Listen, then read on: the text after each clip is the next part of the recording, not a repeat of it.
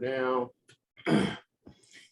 If you are not on tomorrow's call, you're going to miss it because we're going to be doing that as well. I'm going to be actually teaching on what's today? Today is Thursday. Yeah. So I'm teaching on Friday. Week's already flown by. I'm going to be teaching basically how to build up your audience. Okay. Because that's very important. Next week, I'm going to be discussing how to use Kevin's tools, or not me, but Jason. For example, I ran the tools last night for what, 4 hours. I wake up, I got 2 booked appointments, I got 20 leads. Mm-hmm. So this is why I know when people say they're not getting leads, you're just not doing the damn work. Yes. I mean, it's the bottom line is because I literally am sitting here looking at, I have 2 booked appointments already. This woman, I mean, literally just right now, let me show you this. So y'all, I'm not shitting you. Was checking out your page a bit. Would you love to hear about your services? Let me know when you are free to discuss, is what I tell her. Sure. Did you want to shoot over your link? This would be number 3 with me sleeping. And my pitch was Tiffany Ann. Hey, what's up? Nice to meet you. I didn't want to be just some random Facebook friend, so it's nice to see another fellow agency owner. Have you ever used white label SEO providers? That's my whole fucking pitch. It's not like crazy. And then I have an ebook. It's just I'm asking an open-ended question.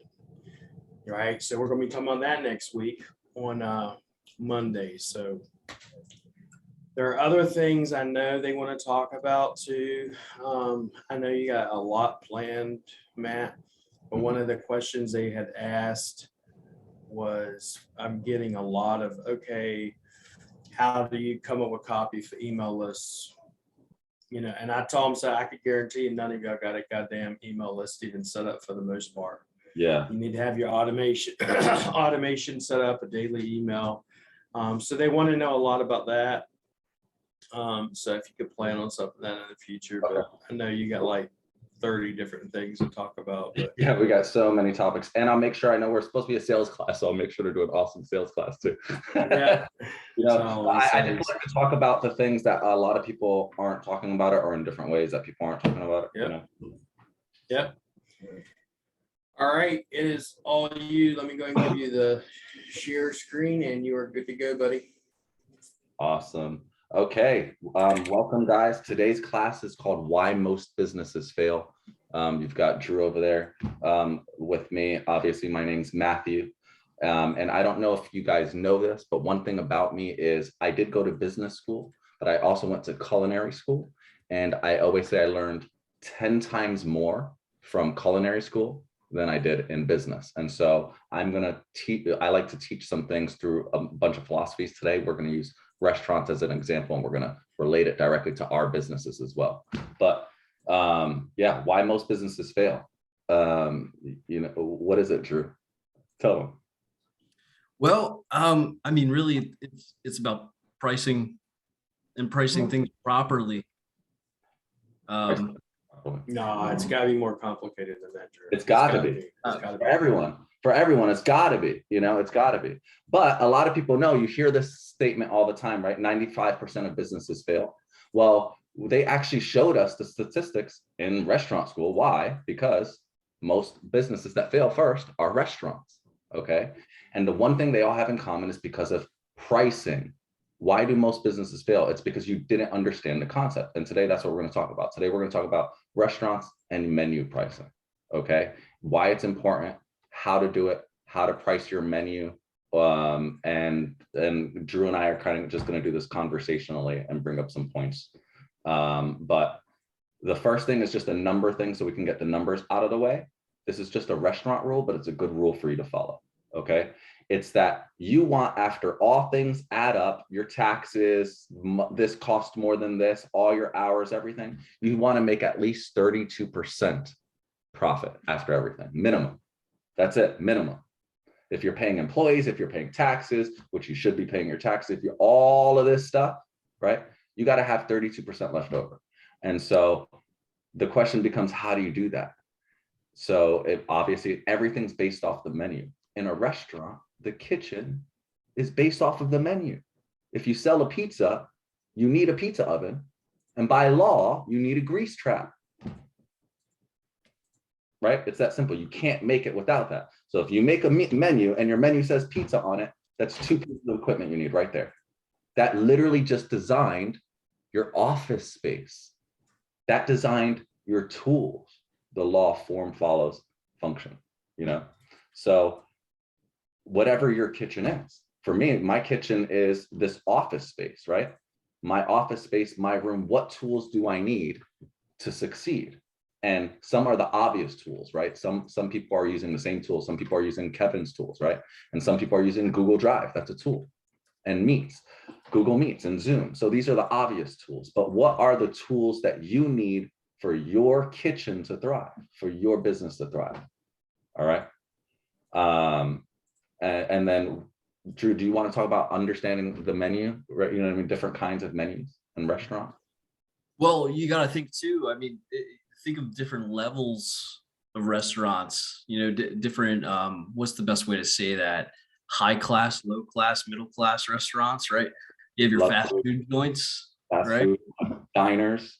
You got your diners, you got your chain restaurants like Outback and what's a couple others that you guys like? Chili's. Robin, Chili's, all the TGI fried, you know, all the chain stuff, right? You see them all on the corner in every major city. And then you have your high end, your specialty restaurants, right? The chef owned restaurants. Mm-hmm. The ones that specialize in certain things, they change out their menus daily. Yeah, they're slow on service, but they give you drinks right away. Nice expensive drink right away. Would you like a glass of wine? Right? Expensive, but very comfortable seating and low lights. Why do you think they do that? Right? They designed it so that you'll sit there, hang out, and spend money. Nothing like a diner. Right? What was your last diner experience, Drew? You know what I'm saying? Quick, fast. I felt bad about myself afterwards. And you felt your belt, right? But it's cheap, right? When they give you, I want you to notice, did you ever notice that in a diner, when they serve you your food, they hand you your bill? Do they do that at a steakhouse? No, they do not. Nope. Hell no, they don't do that. They want me to eat dessert. They want you to eat dessert. They want you to drink wine. Yep. They want you to relax, right? And then the other thing about a diner, think about this. Do you pay the waitress at a diner or do you walk up to a register? No, get out that seat as fast as possible. Someone else needs to sit down. Everything is designed around your menu. It's that simple. And if you don't understand your menu, if you're not pricing it correctly, right? If you're not making the environment of your office space, of your workspace, making the tools and the equipment you need, and are costing everything into there, then you're not doing it right. It's that simple, you know? But the truth is, actually, I think it was Drew that said this sentence. I actually wrote it down. It doesn't matter what you choose, though, but what you choose determines everything. It's okay to be a McDonald's, and it's okay to be a steakhouse. Yep. Right? Yeah, it doesn't matter what you price your services at. It just matters if you can make 32% profit off of that. So whatever you're doing, you can make a website for $200 as long as your cost allows you to make at least 32% or higher off of that, you know? So it's all about how you present it and calculating everything down to the salt. Right. Yeah. The pinch of salt. Down to the pinch of salt. That is something you'll hear a lot in the restaurant industry. Did you price it down to the pinch of salt? And I mean that, like this, think about this. So Drew knows, I drive Drew crazy, okay? Because before I came here, Drew will just sell it at any price. He's like, it's a sale, whatever, blah, blah, blah. No, stop. I just want I want my batting percentage, you know. high. And I'm like, yo, stop, we're losing money. And here's an example. Recently, we had a job, they're like a $6,000 a month retainer. It's like, man, this is great. Man, this is going to be great money. We can make a whole bunch of money off this, blah, blah, blah. But then after we did the math, we were going to end up only receiving less than a third of that money, which is less than 30%. And that doesn't include the cost of our work. Let me ask you a serious question. How many of you calculated your Wi-Fi, your electricity, your phone bill, and your work hours into your menu? How many of you did that? How many of you know if you're making enough money? How many of you are calculating your work hours? Drew, how many hours a week did you used to work? 14, 15 hours a day, you know? Dead serious. 14, 15 hours a day he used to work, okay? A day. And he'd end up working 60, 80, 100 hours in a week. Think about how much money he made. Do the math. If he made $2,000 divided by 80 hours, you're not making much money. Some of you are destroying yourselves doing that. I bet you are. Some of you are getting employees way too early because you didn't think of how to cost it, right? Some of you are scared to get an employee because you don't know how to cost it and you think you can't afford it, when really getting an employee will just make you more money if you do it at the right time, you know? So yeah, business hours made us more efficient. Now we work, our business hours are 9 to 4. I'm really strict about it. I yell at Drew if he tries to work more, right? And now we make 10 times more money and work 10 times less. We started charging more. We calculate everything to the pinch of salt. All right. Just because a deal sounds good doesn't mean it's good. That's such an important thing to remember. This is a sales thing. This is a sales thing. Just because someone offers you $100,000 does not mean it's worth it. Go for the sales that matter. That's important because not all sales matter. And Drew was just being a salesman ass self and just making every single sale however he could make it, which was great because sometimes we would sell the same thing for $10,000 and then the next day we'd sell it for $1,000. And sometimes that was great because he was like, hey bro, I just sold it for $10,000. Right? Awesome. That's great. But then the next day you just sold it for 900. So now, is it balancing out after we do all the math? Are we still making at least 32%? And we weren't. So that's like me being a server at a diner and a fast food joint and a high-end restaurant the next day, and then coming back because I didn't really care about down to the pinch of salt, right? I was just thinking of more like, you know, I just want to get a sale. I'm seeing dollar signs. And on the higher end tickets, the bigger ticket jobs, you feel almost like giddy or excited, right? You almost like trip up because you have it right in front of you. You just want to grab it.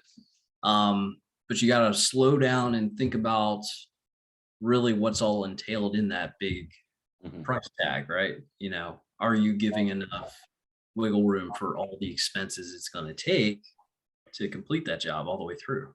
And you are an expense. I'm an expense, which I learned. Me working 14 days or 14 hours, it felt like 14 days a week, 14 hours a day, you know, what would you pay yourself? Well, if you were to hire yourself as an employee to complete your job, what would you pay yourself hourly, realistically? That was one of the first questions I asked you. Yep. And we broke it down as like, okay, if I'm doing, you know, if I'm sending out or prospecting or something like that, maybe like $10 an hour, right? Or $12 an hour or something like that, right? Some, you know, VA work, something like that. But if it's a specialty job, if I'm designing a website or if I am, you know, making sales, or if I'm doing something like business related, creating strategies and processes, doing things like that, that's more of like a managerial type salary, right? So I would pay myself like $20 an hour for that. What if you were going to conventions and chamber of commerce meetings, which I do, and anyone who knows me knows that I'm involved in the city and I get big contracts because of that. That's owner pay. How much you pay yourself as an owner. That's what you're doing. You have to separate these things.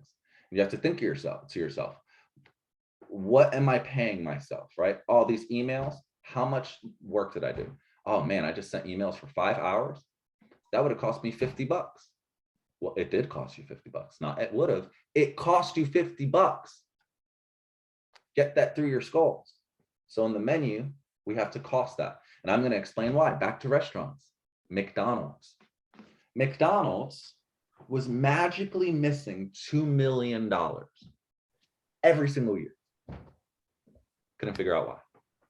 They just couldn't. And they're running the numbers, they're checking their campaigns, they're doing all these things, and they just could not figure out where they were losing $2 million from. Drew, where the hell were they missing $2 million from? George. I was stealing their ketchup packets. Exactly. Thank you, George, for answering. Ketchup. Yep. Napkins. Ketchup. Because they calculate always the napkins, but how many napkins do they calculate? 2. Right? And how many ketchups did they calculate? 2. How many ketchups were you taking? A handful. A handful. Giant handful. And you put it inside of a drawer, and then it sat in that drawer, and it's probably still sitting there. But what do they do now? They use pumps, and they only give you to go if you ask for it, because they were losing $2 million down to the pinch of salt. That's what that means. Something as simple for a multi-billion-dollar conglomerate, that tiny little mistake was costing them a lot of money. And Matt, how many pickles do you get on your burger now? Oh yeah, you know what I mean? And how much thinner is the patty than before, than when we were kids? You know what I'm saying? It's a huge difference. But now they've learned, they learned to calculate that. Calculate it down to the pinch of salt. All right. So how do we do that?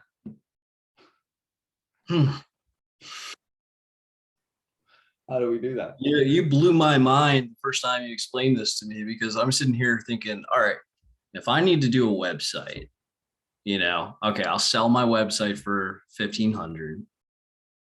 Maybe I'll outsource this one to William's team, right? For $350, $500, whatever the price is that day. And okay, so I make 1,000, right? You do not make 1,000. No, I don't make 1,000. Why? This was an There's a difference between gross and net. Yes, there's a difference between gross and net. And there's a difference also between the visible side of it as well, which is your literal work effort. It doesn't matter if you outsourced it, you still had to email, and you still had to run your electricity, and you had to run your tools. So it cost you something, and that's what the difference between gross and net is. Sometimes there's this invisible side. So you have to calculate how much your time is worth. And you literally need to calculate your Wi-Fi, because you're using Wi-Fi right now. We're on Wi-Fi right now. You're using this. This is costing you money. And even though it's minimal, it's costing you money. So as an accountant, in my mind, right, these are the things you do. And then you do what's called, when you bake a cupcake and you do the recipe and you see how much does it cost, you calculate it down to the pinch of salt, and you add a nickel. So whatever price you think you come up to, you calculated how much hours it's going to take you. You add the fact that you got to send emails and you have to do this and you have to do these and all that stuff. And whatever that number is, add a nickel, right? Add a little bit on top, because you probably didn't calculate it enough. Make sense? So, we were talking about the other thing was under pitching jobs. We lost a $70,000 contract. Look at Drew. Yep. Use face. We lost a $70,000 contract. It was with the CDC, that one, or was it? It was the no. This was that health fitness job. Remember? Yeah. Oh, yeah. It was like an app. It was an app development and a website development. Very custom. It was like 3 sites in one, but they had a big wallet. Yeah. And it's funny. So when you're thinking 70,000, you're like I said before, you get all giddy, you get excited as a sales rep. You're like, oh my God, I'm about to make all this money. It's right in front of me. Let me just grab it. So you're like, okay, if they're already getting quotes for like 80, 90, 100,000, let me go ahead and quote a little bit lower just so I can grab it because it's right in front of me, right? Lost it.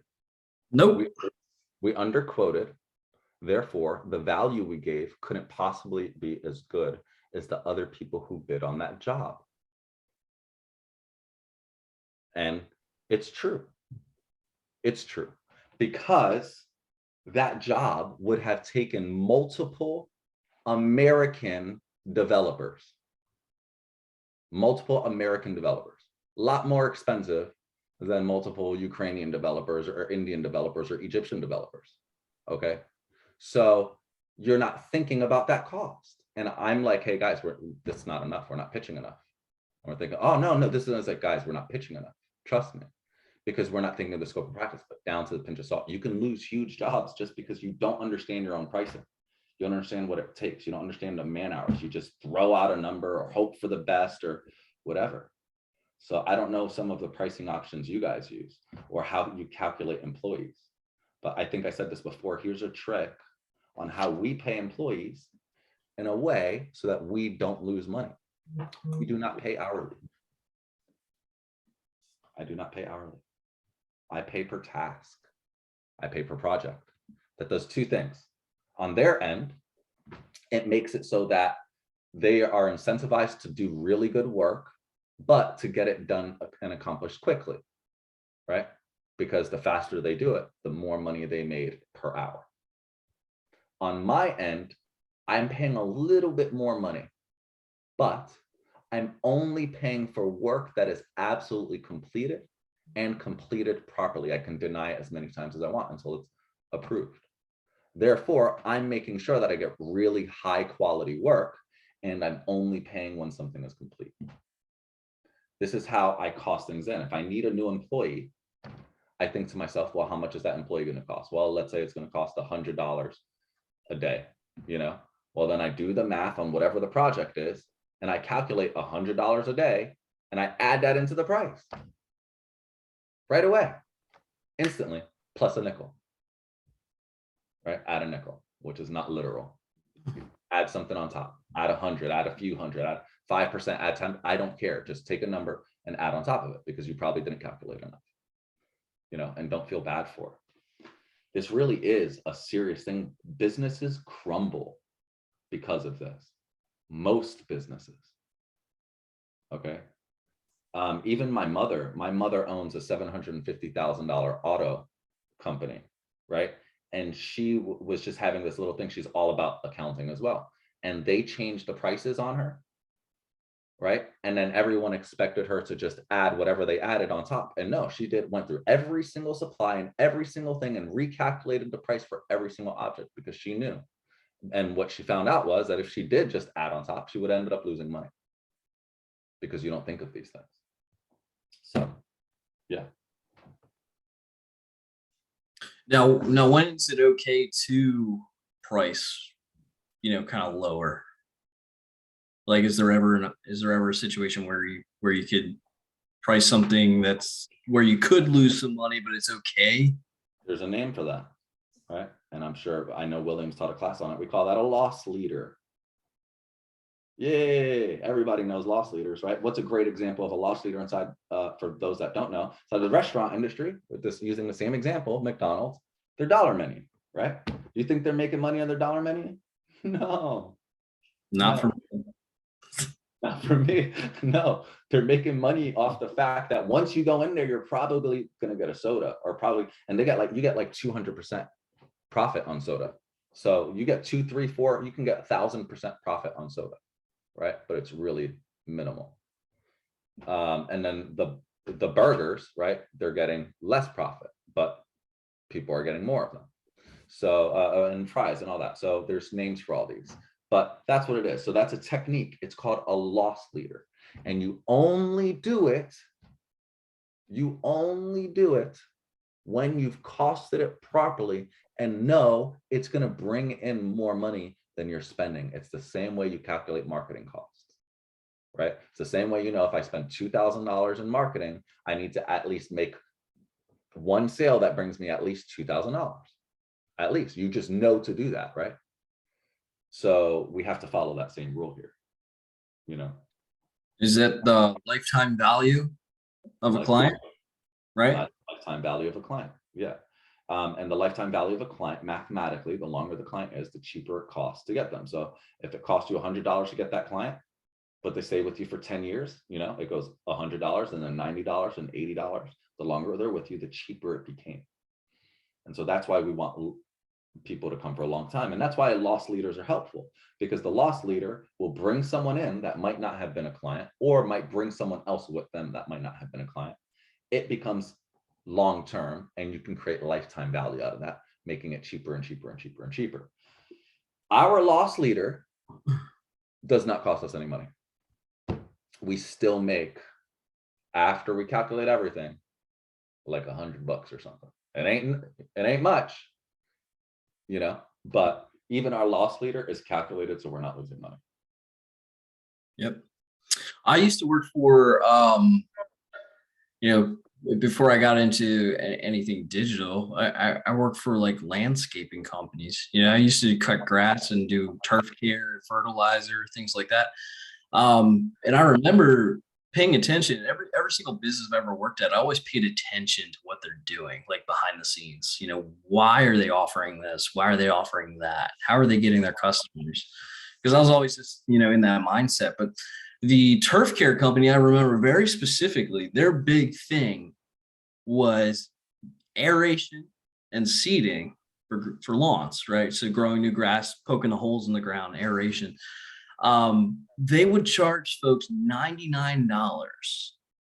And I'm like, how are you guys doing this? Like, how are you able to afford it for $99? And you have 2 people working in the truck. You have gas prices. You have the gas price for the equipment and the truck. And then you have the marketing, and you have all this other stuff, the grass seed, the fertilizer, and that stuff's not cheap. You get it in bulk, but it's not cheap. Like grass seed per pound, I think is like $1.50, and big lawns, you're doing like, quarter acre, half acre, 1 acre lawns for $99. You're losing money. So I'm like, what are they doing? And then I'm like, okay, at the end of the day, and I was new and I was coming back into the office at the end of the shift, and I'm getting in there right when, their call center's coming in. Right. And I'm like, just listening in, and they're calling these people after they did the aeration saying, hey, thanks for the aeration. And, giving them tips on what to do now, what to do next, water your lawn in the morning, et cetera, whatever.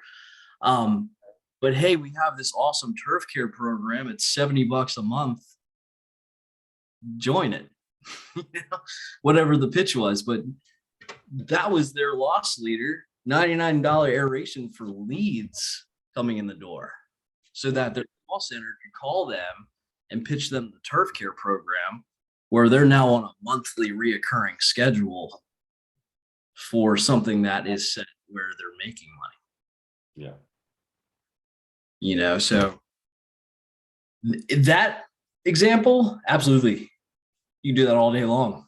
You're paying $99 for a lead that's going to make you $70 every single month for the foreseeable future. And in the restaurant industry, there's actually terms for the menu. You can use it or not. There's 4. There's what's called the star. The star is the one that makes you the most money and is purchased the most. Then all the way at the bottom, you've got the dog, which makes you the least amount of money and people buy the least, right? And then of course, then you've got, after that, you've got the plow. The plow is the one that makes you a lot of money, but doesn't get purchased that much. And then you've got the horse that gets purchased all the time, but doesn't make you a lot of money. You can organize your menu in these things, all your offerings into these things, which one does which. Then from there, you can get rid of your dogs or use them as loss leaders, right? And then learn what to market of your offers and how to market them better, because you're like, okay, this is making me a lot of money, but I'm not selling it as much. What can I do?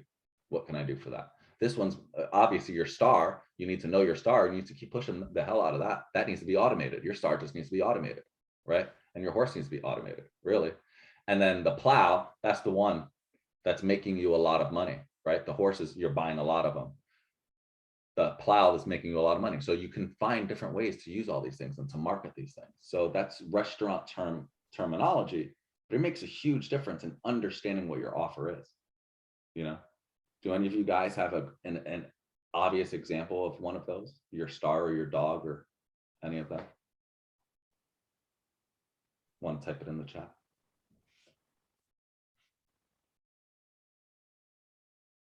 All right. No? Okay. No stars. No stuff. Yeah, CTR star. Okay. What's that? Click the rate. Oh, Right. click the rate star. Duh. Yeah, Okay. click through rate manipulation. Yeah. It's kind of an autopilot thing. You spend the time up front, and then next month you go back, you spend a little bit more time on it, but the client's seeing consistent results. You know, you're costing your, I don't know, lifetime purchase value, your lifetime cost of the software plus, you know, the time that the person's making there. And you can actually price it pretty reasonably. You know, sometimes we'll do something like, you know, $100 a month for a keyword and selling 10 keywords, you know, something like that. So it's $1,000 a month coming in, and it's just kind of, I suppose it's one of those things that, I hate to use this term, but it's almost like passive income. But everybody knows no such thing as that. But Yeah. that's a pretty good example for us. Gotcha. Okay, cool. Yeah, for us, I'd say our star is obviously website, right? We make a lot of money on them and we sell them, but that's not our only service, you know? And then our dog, I'd probably say, is graphic designs. We make very little bit of money on it. Yeah. Or organic marketing, right? Oh, yeah. No. Organic marketing. Listen, let me just look at that. We do very, very good organic marketing, but it ends up costing us so much time, so much effort and money, right? Especially for the amount of time that it's purchased, that became our dog eventually. And so we had to adjust it. We're like, how do we fix this on the menu? Let me throw some chili on this hot dog that no one's mine. You know what I mean? No one's buying the hot dog. Let me throw chili on it and see if I can make it better. So that's kind of what happened there for us, the organic stuff. But because yeah, we could do great stuff, but oh my God, was that a nightmare filling up our. But see, it's also okay to adjust, right? You know, if you notice that, hey, I think this is my service, but you're either not making enough money or you're losing money on it, then make an adjustment to where you're fine again. You know, for example, we really push our LinkedIn service, right? Our U-Link, the automation, that got too expensive. We were charging $500 a month to run it, and it just became too tedious for man hours to keep going. We had to raise the price. Mm-hmm. You know, so we made that adjustment. Do the same thing with your right. So, but you know, that it's just being able to figure out how to categorize your services is just going to take you to the next level. Yeah. And it's okay to change. Yep. Yeah. Like any menu, you know, any good restaurant, your menu changes. So it's okay to change. It is absolutely okay. and to keep understanding, to keep adjusting. That's really what's going to make you a good business. You know what I mean? You keep learning new skills, but simultaneously don't do everything. Please don't be the guy that does everything. Have you gone into a restaurant with 40 things on the menu and it's from India and Puerto Rican food and Jamaican food and Greek food? You know what I mean? Like, that's actually what it was like going into India, now that I think about it. You know, I go to India and you just open it and you just be this menu and it'd be like American food, Italian food, French food, blah, blah, and they do all of them below average. You know what I mean? Yeah. Don't be that guy. So Yeah, but they got 15 other restaurants they're getting that stuff from that comes in through the back door. yeah. You know, another thing that kills people sometimes is, I don't know, emotional attachment to like a signature item. Like, oh, we're really good at this. You know, everybody knows us for this. But Maury, we're not making any money on this. Move the fish. The fish is going bad. Exactly. Yeah, and I mean, it's important not to become too. It's important to love what you do and to have that come through when you talk to people about it. But you can't become emotionally attached to something that you may have to kill because it's no longer living up to its expectations. Exactly. In writing, they call it killing your darlings. You have to kill your darlings, you know? So it's the same, like our LinkedIn service was phenomenal, but it became so overwhelming. We actually decided to cut it. And then we cut it for a while. And then once we started understanding how we could do it better, raise the price, you know, whatever, then we brought it back and we just made the system better and we changed the price, you know? And so, but that was the thing for a long time. You know, I'm like, guys, we're starting to lose money from this. Like, it's no longer making us money. Like, it's starting to all fall apart. We're like juggling all these plates in the air trying to do this. Mhm. You know, and for the longest time, they're trying to hold on. And then eventually we're just, cut it. And then we cut it. And we felt so much better. But then people kept asking for it and asking for it and asking for it. And then we said, okay, let's just rethink on how to do this service. And then we just changed it. And it was no longer our dog, you know? Yep. So. Going back to loss leaders, I mean, the whole key about that too is upselling. Yeah, upsell. And being able to upsell appropriately where you do increase that lifetime value, make it worth any money that you lost or making, you know, below your margins. Mhm. You know, being able to do that correctly. Matt, what about like psychological pricing? Oh yeah. So yeah, and that's funny. We mentioned psychological pricing, but real quick, I'll say for upselling too, that same thing, even at a restaurant, right? When you think of a restaurant, you think about a dish, their signature dish, right? And you get angry when it changes, whatever. But that's kind of what we're going there. So be okay having your signature dish and use that to upsell. But then also, if you need to, it's okay to change it. Don't feel stuck. Don't feel stuck. So, but yeah, psychological pricing. We talked about this a little bit last week, but I'll mention it again. Okay. What's that? Sevens. Sevens? Yeah. Oh yeah, we're talking about, okay.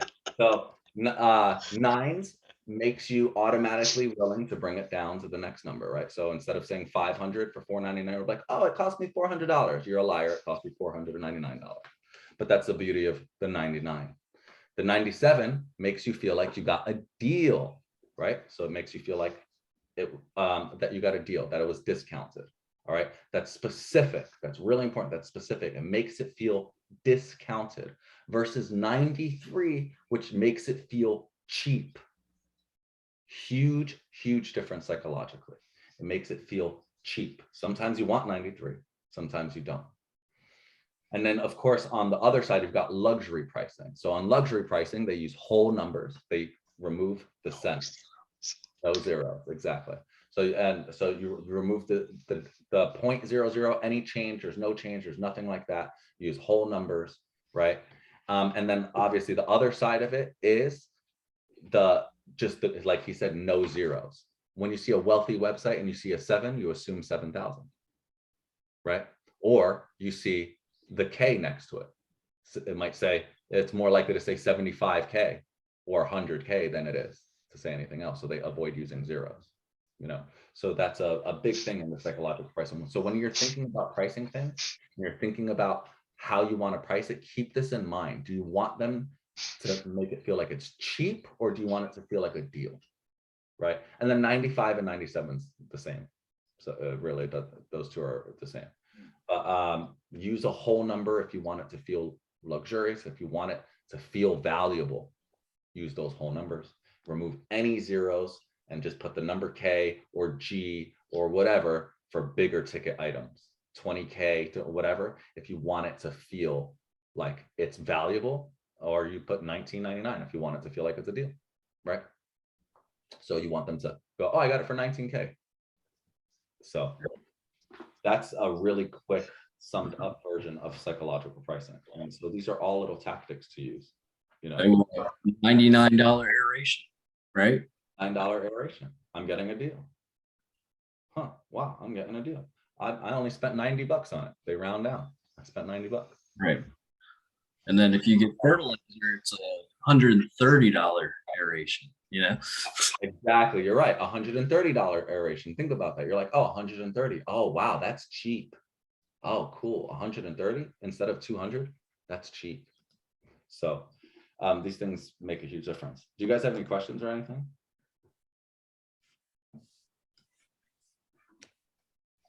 So when you're talking about, the pinch of salt, long time ago, when there used to be a big five in consulting, I worked on a project for one of them where we created this machine that a salesperson would bring in a deal that they wanted to sell, and we'd put it in the, discombobulator.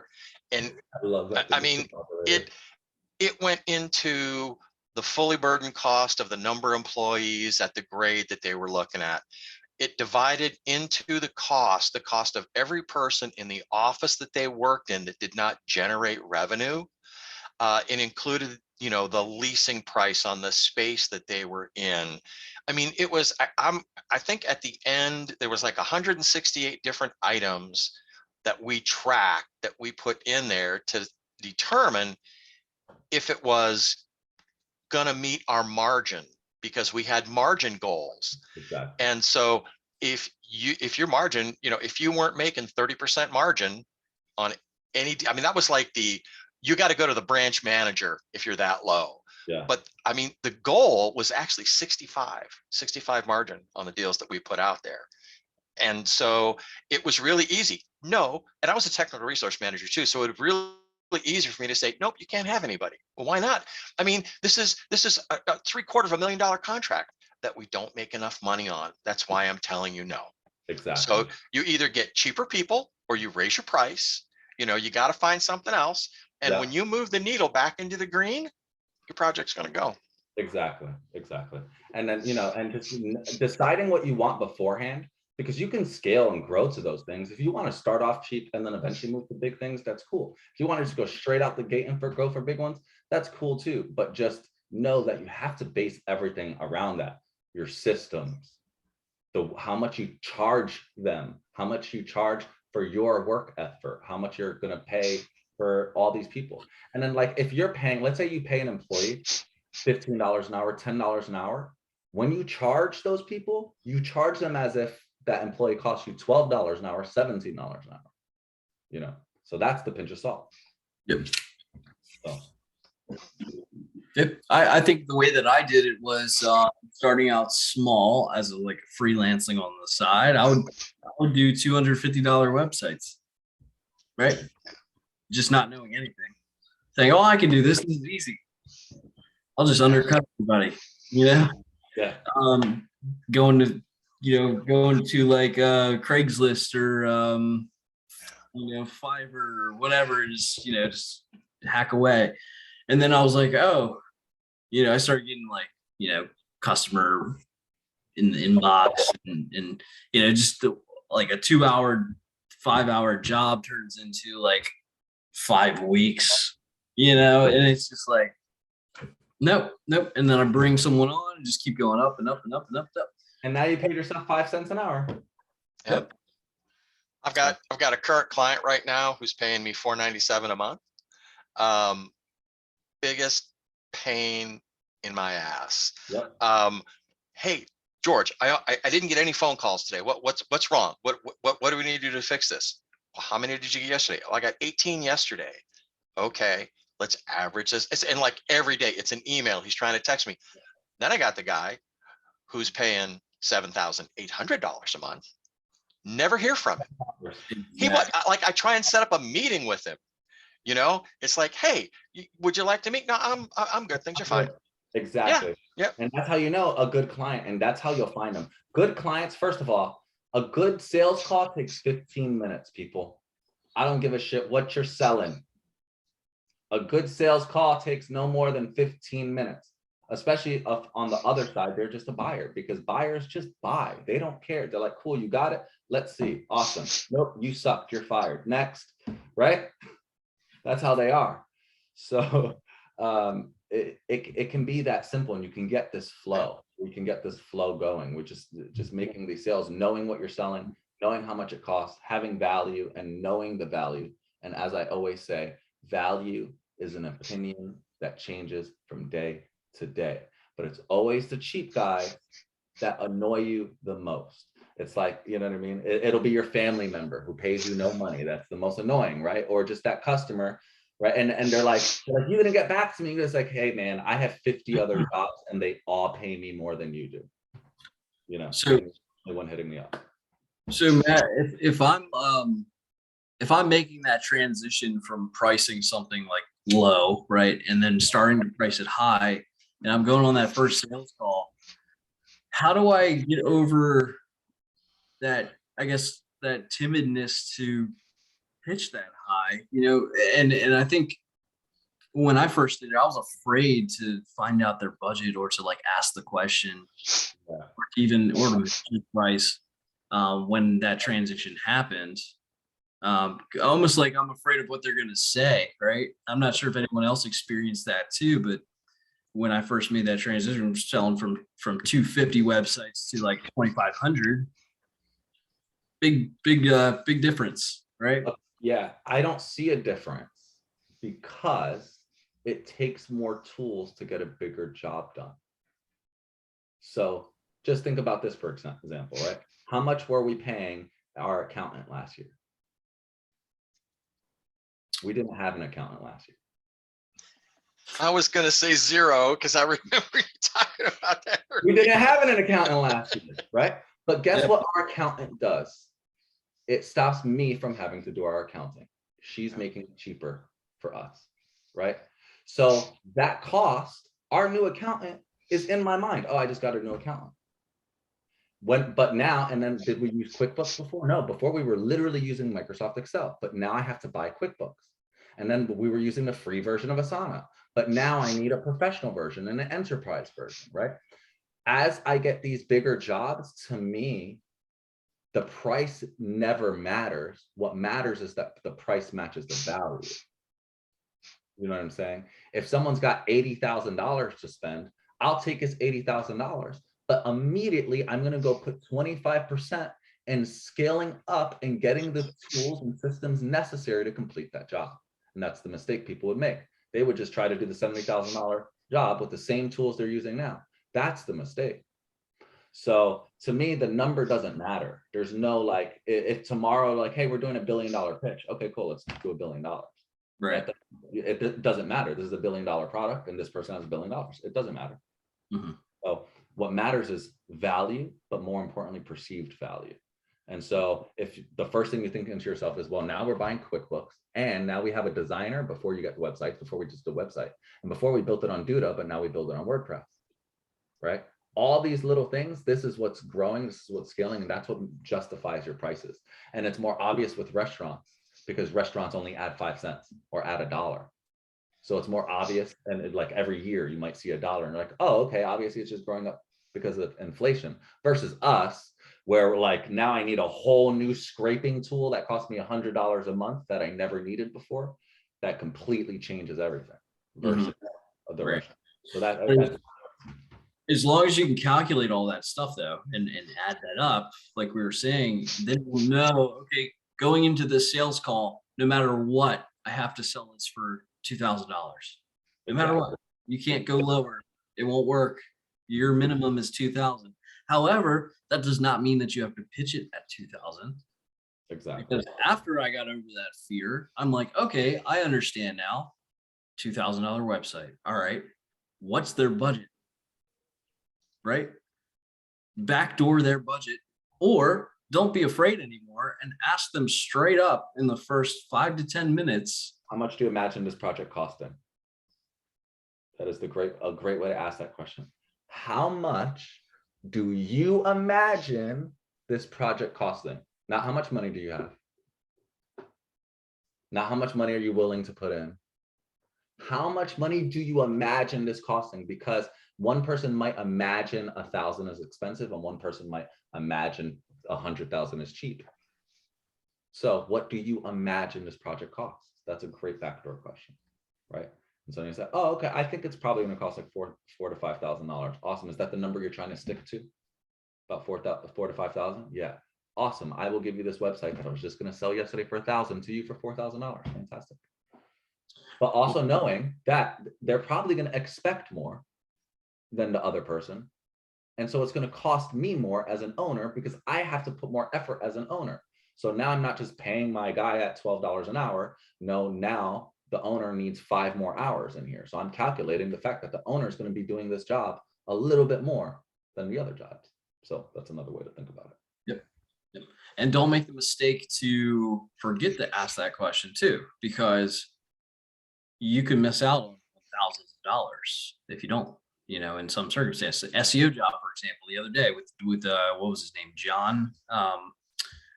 We were, a great call, did the evaluation. We were going to charge him $2,000 a month.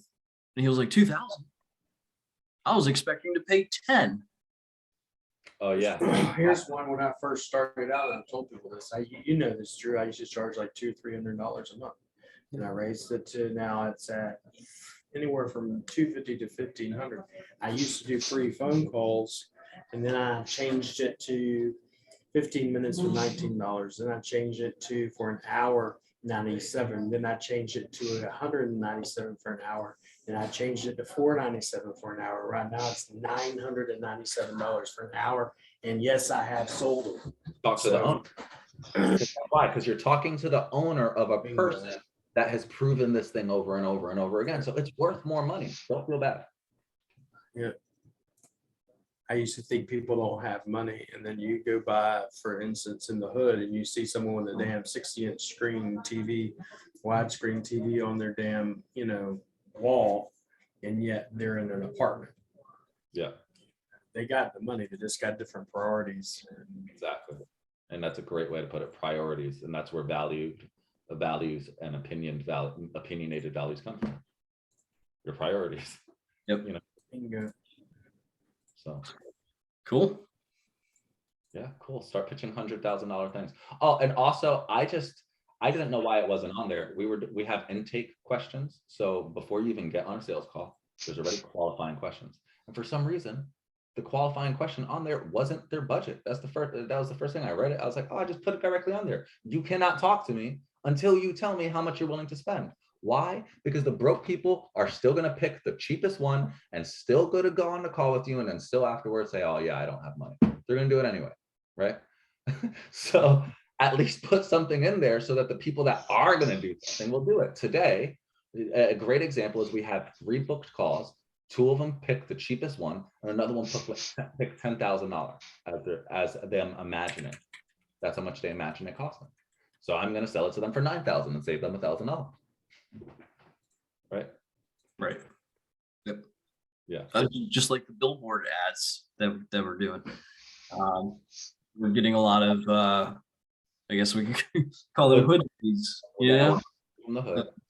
And there's still some gems in there that pick the higher up budgets. Yeah. And they're the ones that are really motivated. They're, even though it seems like it's that type of you can prejudge all you want, but they're selecting higher for a reason. It's because they own the company, they own the radio station, or they own, whatever. They're willing to pay. This guy was running a political campaign. He clicked it, said, I want your political campaign. The first thing he did was said, I want, 10 billboards, and I'm willing to put a minimum of $500 a day per billboard, right? That was the first thing he said. So that was right on the intake form. Everybody else said, I'll put $50. I asked them how much I imagine them costing, $50.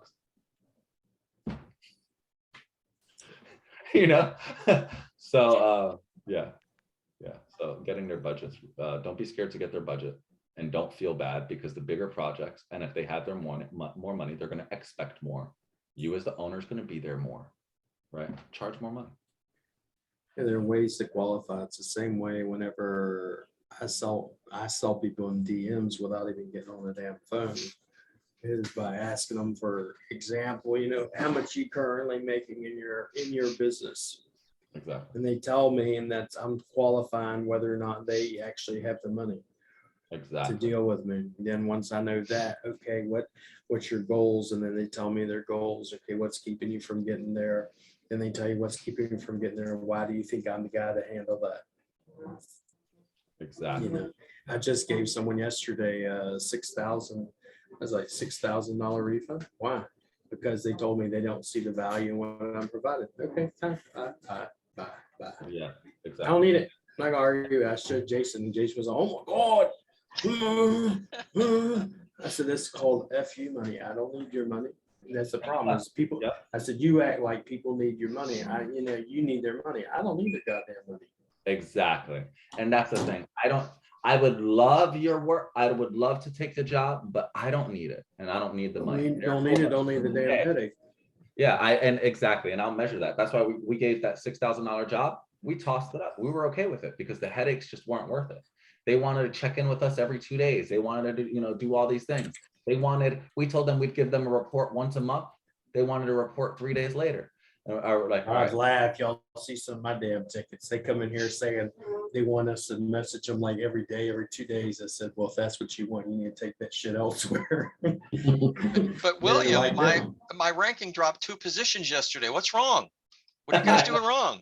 what do you Yeah. guys doing wrong? You guys messed up my website. We haven't started the Exactly. website yet. We didn't even That's start it. yet. That's it. Your backlinks tanked my ranking. What the fuck? Yeah, exactly. I get it so that- much. yeah. This is why I'm like, listen, I can't deal with. Even me and Jason talked about it. It requires a special type of crazy person, in my opinion, to run an agency. Mhm. I don't even know why people want to run agencies. I really don't. Yeah. Because of it, because you deal with a lot of that on a daily basis from business owners, and they're like, they just can't handle it. If I gave everybody, most of the people in agency war room 10 clients right now, y'all would shit yourselves, Mhm. because you wouldn't know what to do with them. Yeah. Because the onboarding and the fulfillment, it's all like hitting you at one time, and you're like, I need to go to vacation for about 5 months now. Yeah. Because it's insane, but Yep. little by little. Little by little. Yeah. Cool. Well, great class, Matt. Thank you for that. Thank you too. Thank you guys for showing up. Yep. But I was gonna say, yeah, we did record it. Cool. Awesome. That makes I'll be it. uploading on the Alright. back end once we're done later today. And then tomorrow we'll be having a class on building your, if you will, your social layer, or your audience, your cult, if you will. Awesome. Love it. Building. Layer. Okay. LAIR layer or layer. Yeah. Yeah. Layer. Yeah. Awesome. That book right here, do you want to know how much I invest? This book was $500. Dan, Almost the $600 Dave Kennedy for this kit, book. Dave Kennedy magnet. No, Ben Settle. He's one of the highest paid Oh. copywriters in the world. Oh, wow. I spent probably over $1,000 on 4 books. Nice. We were just So- talking about doing something like that, getting a really good series. And he don't, my mentor literally said, hey, by the way, Ben Settle just opened up this funnel. Go get it now, because what happens, he'll open it up, sell, let's say, 100 or so, and then he shuts it down. He don't keep them open, and he sells them for whatever he wants. Awesome. He'll Yeah. come in there and be like, the book's $1,000. You think he's joking? He ain't joking. Yeah. So All right, guys, I appreciate it. I'll upload this on the back end. If you have any questions, submit them to support or drop them in. I know there have been some questions in regards to leads, not so much. George has been handling them pretty good. Can I share? Just can you add? Yeah, I would love to hear you share, bro. All right, so I posted something in GMB Pros 6 months ago, and it was like one of those Merlino things, all red dots, all green dots, you know? Yep. I get approached by somebody and they say, hey, can you come and talk to us? Yeah, sure. So we ended up closing that client, and it was originally going to be for like, you know, one location, one city, blah, blah, blah. Well, we got going with them, and we're now going to do 6 cities with them. And they said, you guys do good with this, you're going to take us national. We're like, oh, okay. Then they say, you need to talk to my uncle. Okay. So he's in mold removal, water abatement in Florida. Yeah, I know all about that one. And he's, you know, so we're talking to him, and he says, you know, you did good work for my nephew. You know, do you think you guys could start out like doing 10 locations for us?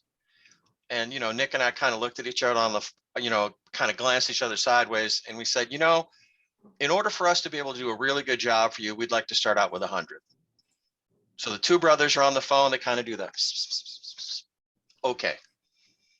So this may be our first whale. And now all we got to do is execute and deliver. But it's, you know, it's just, I guess it's getting your swagger back in, you know, in being able to talk about these things, and, you know, following the process, just going through the steps, and there you go. Yeah. Yeah. It's mainly the steps, the process. I was telling Jason, I said, most people don't understand. It's like, I give you a lead and they're like, they didn't sign up. They're supposed to sign up. And I was like, do you know something? There is something called seed, time, and harvest, right? And it's not, I pick up the phone call and I close. I'll close them, but the thing is, there's seed time and harvest. It's a matter of what you did months and months and months ago. Yep. But George, I think you first met me, and I know Drew, when Drew first met me, little, in a couple hundred group. Now it's almost 100,000. YouTube's now 20,000. It's called Seed Time Harvest. You know, I could tell you that if you have an email list of, let's say, 100,000, you'll make 6 figures a year. You'll make it. Yeah. You know, if not more, you know, if not 1 million, because you should be making about 100,000 a month.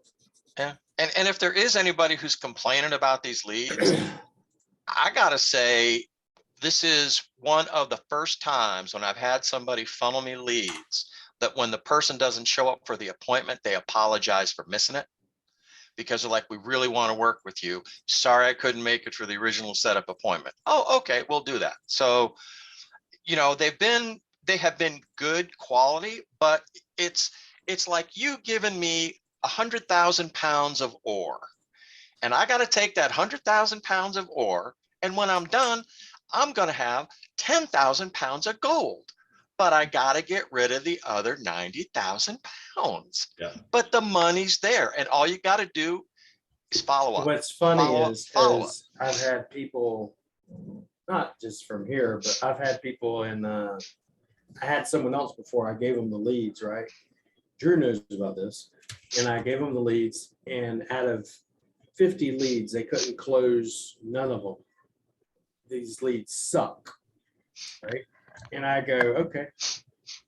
I took all the same leads, had multiple people have already contacted them because they're looking for web and SEO. So obviously multiple people are contacting them. And John Signey closed almost 50% of those leads. So my thing was, the problem is most people, this number one skill set most people don't have is sales. They don't have a clue when it comes to sales. That's why I asked the question, how many of y'all are taking these leads emails and putting them in an email sequence? I didn't, no one, not one person said they are. This is why I'm going over, for instance, the social layer, then we're going to go over the emails, then we're going over all these other things that you got to have set up, because if you don't have it set up, you're not going you're not gonna close people. Not, you Yeah. know, you can have as many great leads as you want, but if you don't have your, shit in a row, it's gonna suck, Yeah. but I mean, yeah. we've got like, closed 25% of them so far. 25% are still in some stage in some That's funnel awesome. somewhere. Few people have told us, yeah, no thanks, but you just got to keep working them and, be persistent. Yeah, that's the Follow the biggest method, thing man. is persistent. There's one I was telling Jason, it's funny because I tell him this stuff, I said, the Bible verse where it says, you have not because you ask not. It talks about, there's a parable with some of the woman knocking at the door.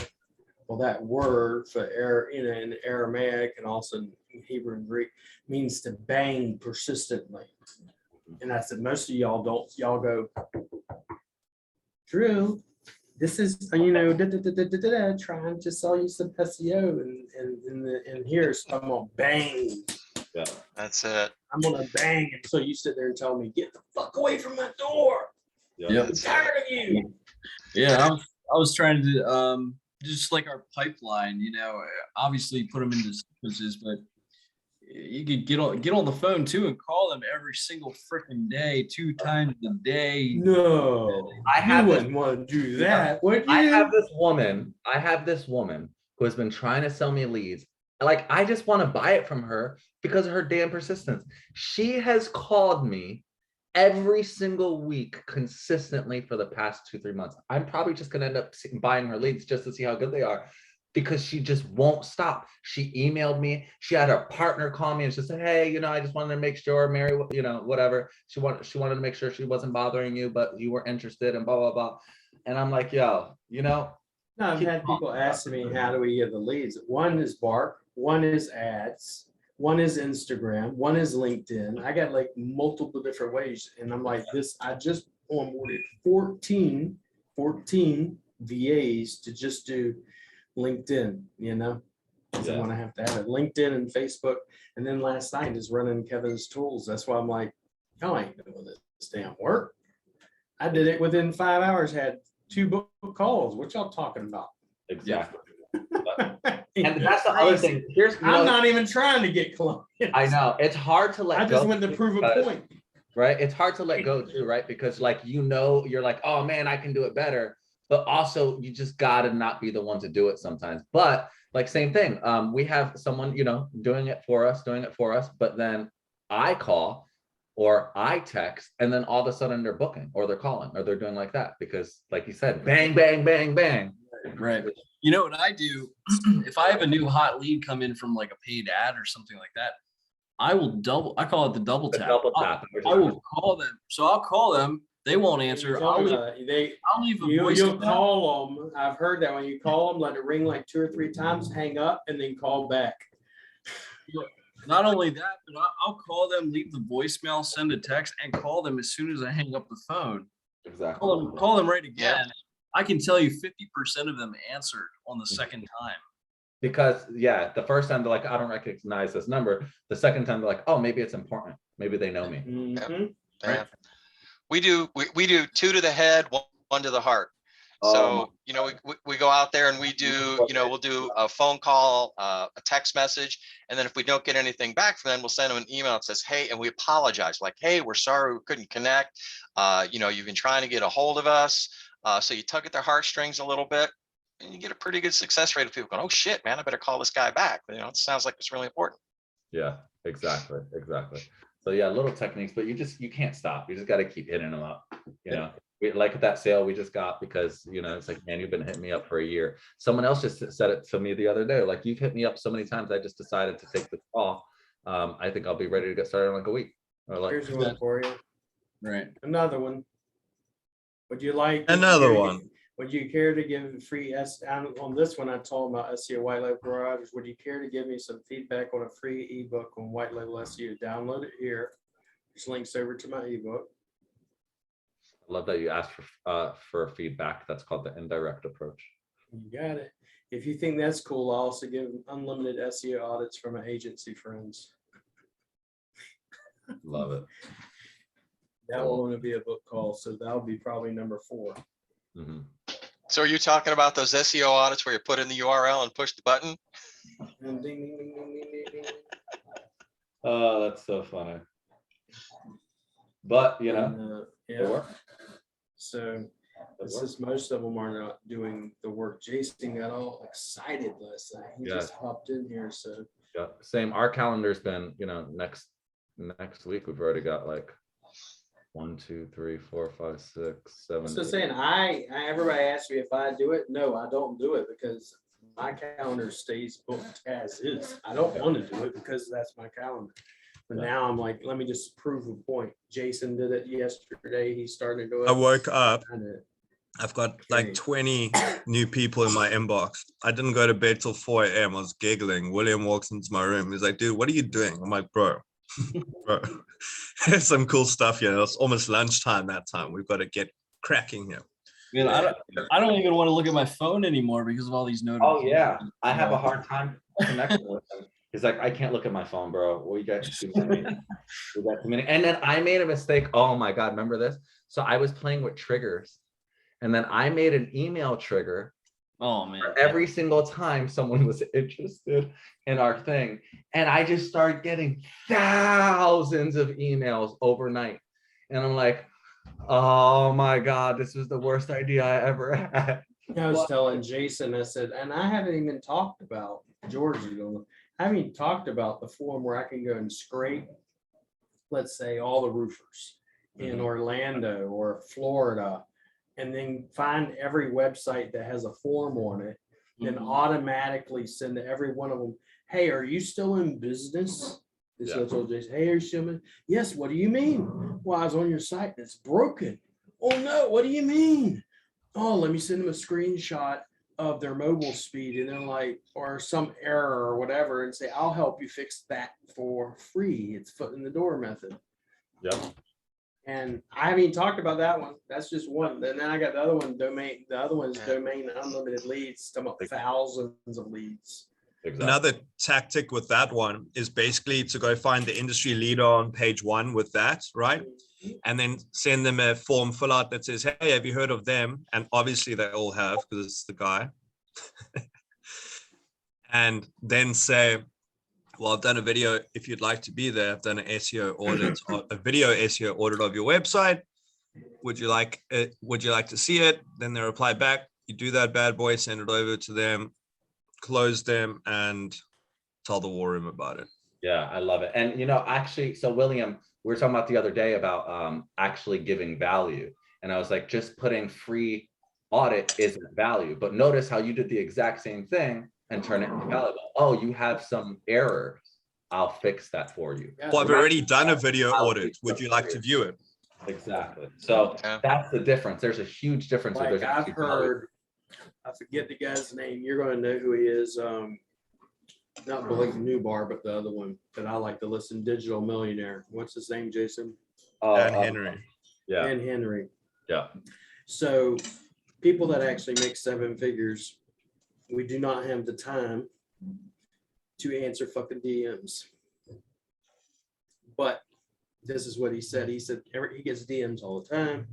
Someone came in and actually took his funnel, his website, rebuilt it, and then said, hey, I just want to show you an example of what I could do for you. He signed on as an employee for Dan Henry. And normally he won't answer them because people come in there and just want, hey, I want to work for you. Hey, can I help you? Hey, can I do this? Or, hey, I got this for you. And this guy actually took his time to build out a website. Imagine telling agency owners, hey, George, we're going to build out 10 free new websites and give them to everybody. People will think you're crazy. Us leader. Imagine taking people and going, okay, your website sucks. Take all the websites that sucked and buy that little package that I have. For example, was it 20 websites for like $3,000? Build out 20 websites and send them to 20 different people and sell every one of them bitches. Yeah. We also have what we call the ugly website campaign, And where same thing, we went through the domain leads, you know, all the like whatever. And then I labeled, and now this was manual. I wanted to do this. I didn't have anyone else do it, but I went in and I labeled ugly websites, websites that they haven't used their domain name yet, and then websites that they have used their domain. It's amazing. We could probably sell them SEO, right? And so what I did was I literally dropped them a voicemail, sent them a text and everything, and said, and it said, hey, looks like your website could use a little bit of an update. I'm not saying it's ugly, but we can. Oh my God. You know what I mean? Like, so anything you want to do, just be clever, you know, just be clever. So. And another one. And another one. Yeah. Yeah. So steal that one. Y'all want to do ugly websites, you know? Say, hey, I came across your ugly website. Yeah.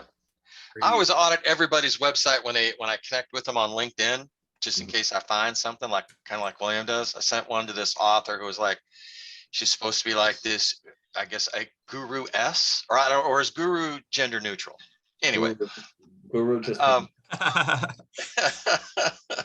But anyway, so I, took a look at her website and she sent me something. Says, hey, this is what we're doing. And I went there, and one of the links that was associated with the image, not the link that says click here, was way broken.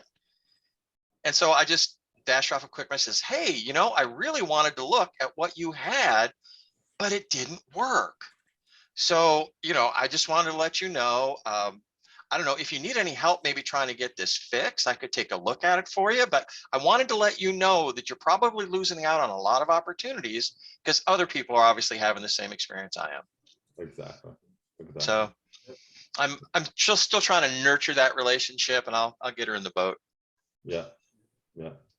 Just call her up. Also sometimes it's helpful. I guess the last thing, and this is also a sales call thing. So he was talking about the double tap before, right? Call, leave a voicemail, call again. The other thing is have your teammate do the follow-up. Yep. Because then there's less, right? That emotional quality is a little less. So Drew will call my follow-ups and I'll call his. He's like, hey, you talked to my business partner, Matthew, the other day. Hey, you talked to my business partner, Drew, the other day. He sent you a proposal, and I was just calling in to check up on that, something like that. I'll sometimes make it sound like we're bigger than we are, and I'll say, hey, this is Drew. I'm the quality assurance agent. I'm just making sure Matthew answered all your questions. Yeah, exactly. Looks like you sent out an invoice. How can I take care of that for you today, Visa or MasterCard? Exactly. Yeah, and just boom, just push it to close. Hey, so Nick sent you that report yesterday, and I was just kind of following up because I saw that you didn't open it yet. So did it actually get to the right email address?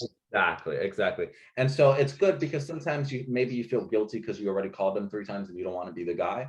Cool. Let your gut be the guy, and then now call your partner's guys, for him.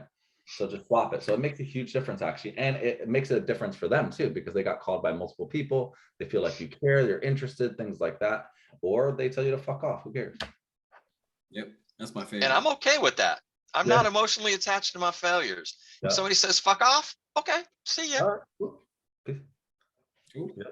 I put them in my my list that I reach out to every couple of months.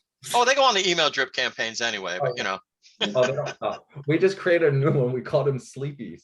I was like, hey, we'll just put them to rest for 6 months. They're taking a nap. Once they wake up to the reality, they'll buy our product. They'll wake up, so. Yeah. Cool. Yeah. Okay. Well. All right. Well, William, I'm looking forward to the trip to the Philippines, man. I got my flip-flops packed. So let's get through this year and do some shit, man. Nice. I think he's gone now. But Most yeah, of I think he's he's here. gone. It's super hot here. So yeah, you need your flip-flops. Yeah. Oh no, I have been to the Philippines, baby. I mean, that's in my much younger and wilder days. But yeah, it's a great country. Love the people. I tell you what, if I could get something close to the beach, but not in the tsunami zone, and I had an unlimited supply of lumpia in San Miguel, I think I would probably, die of a cholesterol-induced heart attack, a happy man. Yeah. But I like what from the food? Yeah. From the food and from sugar. the fried lumpia. From the fried lumpia. I mean, come on, Yeah. I love the Philippines, and it was cool because I'm Spanish, and a lot of it, like, pretty. Oh, Tagalog, yeah. and it's very similar to Spanish. So I was like, oh, perfect. I loved it. It was such a great time. But okay, yeah. Thank you guys, everybody. I hope you guys got a lot out of this. Do you guys need or have any other questions before I head out? At least. Who does your hair, man? Who does my hair? I do, actually. So I'll let you know. I have what's called free-form dreads. What Okay, that yeah. is that I did not dread my hair. My hair grew like this naturally. So I didn't do my dreads. I don't do hair, but I do dreads for other people. So Okay. I don't have people like doing, none of that to my hair. This is just how it is. So each one It's like, was its oh, own. macho man, you got such pretty hair. Come on, bro. Let me take care of you. Yeah, so a lot of people ask that, but yeah, so this is just my natural Free hair. form, baby. Free Free form. form. Like your life, man. It's all free form. Free form, baby. So, All right, yeah, guys. thank you guys for having me Peace out. for this class. So we have stopped the recording. Jason, can you stop the recording? I think Drew's host. Am I host? Oh, it looks like it. I'll Okay, stop. cool, yeah, there you go.